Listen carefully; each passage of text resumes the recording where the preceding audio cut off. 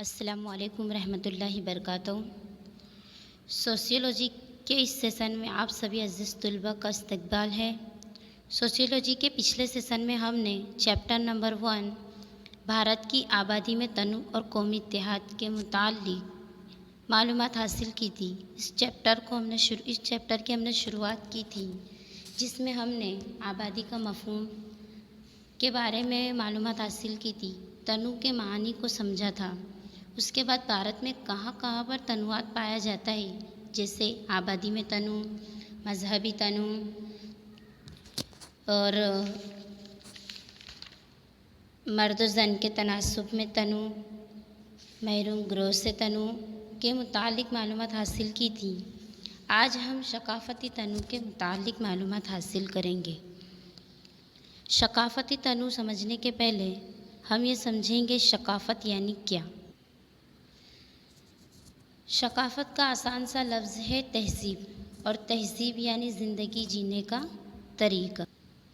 ماہرین عمرانیات کہتے ہیں کہ انسان اور حیوان کے درمیان فرق ظاہر کرنے والا اگر کوئی عنصر ہے تو وہ ہے تہذیب۔ تہذیب کے ذریعے ہی ہم انسان اور حیوان کے درمیان فرق کو ظاہر کر سکتے ہیں۔ ثقافت سے مراد ہے کہ کسی ایک قوم کا مخصوص طریقہ حیات، یعنی کسی بھی قوم کا زندگی جینے کا طریقہ۔ اس کے معنی میں بتایا گیا ہے کہ سماج کے فرد کی حیثیت سے ہم جو کچھ سوچتے ہیں، جو کچھ کرتے ہیں، ہمارے پاس جو کچھ بھی ہے، اس پیچیدہ اکائی کو ثقافت کہا جاتا ہے۔ اب ہم نے ثقافت کے معنی سمجھ میں آ گئے ہوں گے کہ آسان سے شبدوں میں کہا جاتا ہے کہ ثقافت یعنی کہ ہماری تہذیب۔ اب بھارتی ثقافت اور تہذیب کی تاریخ ہزاروں سال پرانی ہے۔ گنگا ندی کے بہاؤ کی طرح یہ مسلسل بہتی رہتی ہے اور اس میں مسلسل تبدیلیاں آتی رہتی ہیں۔ ثقافت کے 2 پہلو بتائے گئے ہیں۔ پہلا ہے مادی پہلو، دوسرا ہے غیر مادی پہلو۔ مادی پہلو میں کن کن چیزوں کا شمار ہوتا ہے؟ تو فرنیچر، آلات، مکان وغیرہ۔ اور غیر مادی چیزوں میں کون کون سی چیزوں کا شمار ہوتا ہے؟ تو مصوری، رزق، علم، زبان وغیرہ۔ عزیز طلباء، ہم سب یہ جانتے ہیں کہ پورے بھارت میں تہذیبی تنوع پایا جاتا ہے، لیکن کن کن شکلوں میں ہم تہذیبی تنوع کو دیکھ سکتے ہیں؟ تو اس میں پہلا ہے تہوار، دوسرا ہے غذا، تیسرا ہے لباس، چوتھا ہے زبان، اور پھر ہے گزارنے کے طریقے۔ ان شکلوں میں ہم تہذیبی تنوع کو دیکھ سکتے ہیں۔ سب سے پہلے ہم دیکھیں گے تہوار۔ تو آپ سب جانتے ہیں کہ ہمارا بھارت یہ کثیر المذہبی ملک ہے، بن سمپردائک دیش ہے۔ یہاں پر ہر مذہب کے ماننے والے لوگ رہتے ہیں۔ یہاں پر ہر مذہب کے تہوار بڑی دھوم دھام سے منائے جاتے ہیں۔ تو بھارت میں 2 طریقے کے تہوار منائے جاتے ہیں۔ پہلا ہے مذہبی تہوار اور دوسرے ہے علاقے کے تہوار۔ اب مذہبی تہوار کون کون سے ہیں؟ تو مذہب کے متعلق جیسے ہندو، مسلم، سکھ، عیسائی وغیرہ مذہب کے متعلق جو تہوار منائے جاتے ہیں وہ مذہبی تہوار کہلاتے ہیں۔ جیسے مسلم مذہب، تو مسلم مذہب میں سب سے بڑا تہوار ہے عید الفطر، جو بڑی دھوم دھام سے منایا جاتا ہے۔ لوگ نئے نئے کپڑے پہنتے ہیں، ایک دوسرے کے گھر جاتے ہیں عید وغیرہ ملنے کے لیے۔ ایسے بہت زیادہ دھوم دھام سے یہ تہوار منایا جاتا ہے۔ ہندو مذہب، سکھ مذہب، عیسائی مذہب کے متعلق تفصیل سے ہم چیپٹر نمبر 2 میں معلومات حاصل کریں گے۔ اس کے بعد آتا ہے ہندو مذہب۔ تو ہندو مذہب میں کون سا ایسا تہوار ہے جو بہت زیادہ دھوم دھام سے منایا جاتا ہے؟ تو جواب آتا ہے دیوالی۔ دیوالی ایسا تہوار ہے جو پورے بھارت میں بہت زیادہ دھوم دھام سے منایا جاتا ہے، اور ہندو مذہب ہی نہیں بلکہ سارے مذہب کے لوگ دیوالی بہت دھوم دھام سے مناتے ہیں۔ چھوٹے بچے وغیرہ پٹاخے پھوڑتے ہیں، سرسری جلاتے ہیں، گھروں میں دیے جلاتے ہیں، نئے نئے کپڑے پہنتے ہیں، مٹھائی خریدی جاتی ہے۔ اس کے بعد آتا ہے عیسائی مذہب۔ تو عیسائی مذہب میں کون سا تہوار ہے جو بہت زیادہ دھوم دھام سے منایا جاتا ہے؟ تو کرسمس ڈے۔ اس کے بعد سکھ مذہب کا تہوار ہے بیساکھی، جو سکھ مذہب کے لوگ بہت زیادہ دھوم دھام سے اس تہوار کو مناتے ہیں۔ تو یہ 4 تھے ہمارے مذہبی تہوار جو ہمارے بھارت میں بہت زیادہ جوش کے ساتھ اور بہت زیادہ دھوم دھام سے منائے جاتے ہیں۔ اس کے بعد ہم دیکھتے ہیں کہ علاقے کے تہوار۔ تو علاقے کے تہوار کون سے جو الگ الگ ریاست میں الگ الگ علاقوں میں منائے جاتے ہیں؟ تو ہم دیکھتے ہیں کہ اسم کا تہوار کون سا ہے؟ اسم کا ہے بیہو تہوار۔ اور تامل ناڈو میں کون سا تہوار منایا جاتا ہے؟ پونگل۔ کیرلا میں کون سا تہوار منایا جاتا ہے؟ اونم۔ اور شمالی بھارت میں بیساکھی کے تہوار کو لوگ جوش و خروش کے ساتھ مل کر شامل ہوتے ہیں اور اس تہوار کو مناتے ہیں۔ یہ ہمارا بھارت میں منائے جانے والے تہوار کے متعلق معلومات حاصل کی ہے۔ اس کے بعد آتا ہے زبان۔ عزیز طلبہ، ہم سب جانتے ہیں کہ بھارت کے آئین میں 22 زبانیں آئینی درجہ رکھتی ہے۔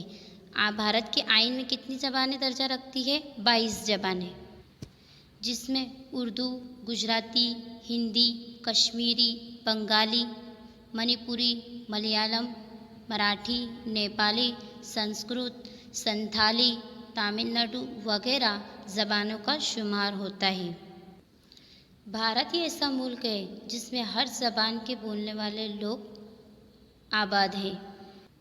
علاقوں کے متعلق یا سب اپنی اپنی زبانوں کا استعمال کرتے ہیں۔ جیسے گجرات میں زیادہ لوگ گجراتی زبان کا استعمال کرتے ہیں، مہاراشٹر میں زیادہ لوگ مراٹھی زبان کا استعمال کرتے ہیں وغیرہ۔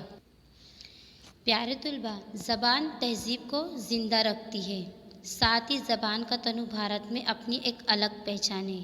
ماہرین عمرانیات کہتے ہیں کہ زبان سے ہی ہماری تہذیب ہمارے کردار میں نظر آتی ہے۔ جیسی جس کی زبان ہوگی، جو زبان کا استعمال کرتا ہے، ویسے ہی اس کی تہذیب اس کے کردار میں جھلکتی ہے۔ اس کے بعد ہم پڑھیں گے لباس۔ تو بھارتی لباسوں میں بھی تنوع نظر آتا ہے۔ لباس کی علاقائی پہچان بنتی ہے۔ علاقے کے متعلق ہمارے لباس کی پہچان بنتی ہے، یعنی ہم جس علاقے میں رہتے ہیں اس کے متعلق ہم لباس کو اپناتے ہیں۔ جیسے پنجاب میں رہنے والے لوگ پنجابی ڈریس پہنتے ہیں، گجرات میں رہنے والے لوگ گجراتی ساڑیاں وغیرہ پہنتے ہیں۔ یعنی جو علاقے میں جہاں پر رہتا ہے اس کے متعلق وہ اپنے اپنے لباس کو اپناتا ہے۔ اسی طرح مذہب پر منحصر بھی تہذیب اختلافات میں اضافہ کرتے ہیں، یعنی جو مذہب میں جو رہتا ہے وہ مذہب کے مطابق وہ اپنے لباس کو اپناتا ہے۔ جیسے ہندو مذہب کے لوگ شادی کے بعد ساڑیاں پہنتے ہیں، ان کے اندر یہ رسم و رواج ہے، تو وہ لباس کو شادی کے بعد اپنا لیتے ہیں۔ مسلم مذہب کے لوگوں میں برقع پہننا ہے تو ان کی تہذیب میں لکھا ہے، تو تہذیب کے متعلق مسلم مذہب کے لوگ برقع وغیرہ پہنتے ہیں۔ دوسرے مطلب سے ریدا، پگڑی وغیرہ جو بھی ان مذہب کے متعلق بھی ہم لباس میں تنوع نظر آتا ہے۔ اس کے بعد باری آتی ہے غذا کی۔ تو ہم نے دیکھا کہ بھارت یہ ایسا ملک ہے جس میں غذا میں بھی تنوع نظر آتا ہے۔ لوگ اپنے اپنے علاقے کے متعلق اپنے اپنے مذہب کے متعلق غذا کا استعمال کرتے ہیں۔ جیسے پنجاب میں سب پنجابی تھالی وغیرہ کا استعمال کرتے ہیں، گجرات میں گجراتی تھالی کا استعمال کیا جاتا ہے۔ مطلب جو بھی چیزیں ان کے علاقے کے متعلق ہوتی ہیں وہی وہ غذا کا استعمال کرتے ہیں، یعنی غذا میں بھی ہمیں بھارت کے اندر تنوع نظر آتا ہے۔ مذہب کے متعلق میں بھی غذا میں تنوع نظر آتا ہے۔ جیسے جین مذہب کے لوگ ہیں وہ پاؤ بھاجی، سوامی نارائن تھالی وغیرہ کا استعمال کرتے ہیں۔ مسلم مذہب کے لوگ ہیں وہ مٹن، چکن وغیرہ کا استعمال کرتے ہیں غذا کے لیے۔ اسی کے ساتھ ساتھ اب تو علاقائی غذا نے بھی اپنی بین الاقوامی پہچان بنا لی، ایسا کہا جاتا ہے۔ یعنی بھارت کی اتنا اچھا ملک ہے جس میں ہر چیز میں تنوع نظر آتا ہے، پھر بھی بھارت ایک قومی اتحاد ملک مانا جاتا ہے۔ ہر چیز میں یہاں پر تنوعات ہے، غذا میں تنوعات ہے، لباس میں تنوعات ہے، زبان میں تنوعات، تہواروں میں تنوع، ہر چیز الگ الگ ہونے کے باوجود بھی بھارت کو ایک قومی اتحاد ملک کے طور پر پہچانا جاتا ہے۔ اس کے بعد ہم دیکھتے ہیں گزر بسر کے طریقے۔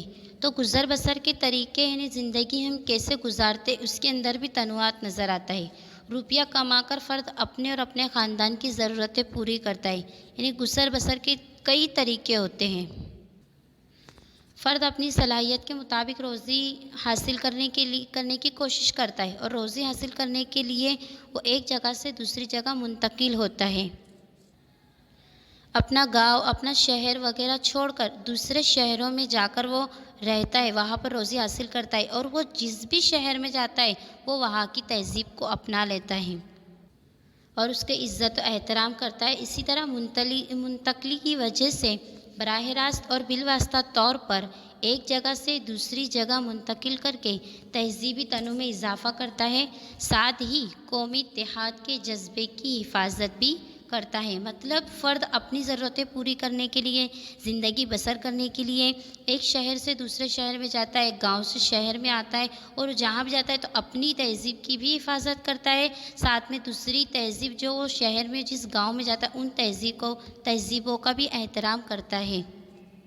इसी तरह भारत में सकाफ़ती तनों में इजाफ़ा होता जा रहा है और ये मुसलसल चलती जा रही है और इसमें तब्दीलियाँ आती जा रही हैं।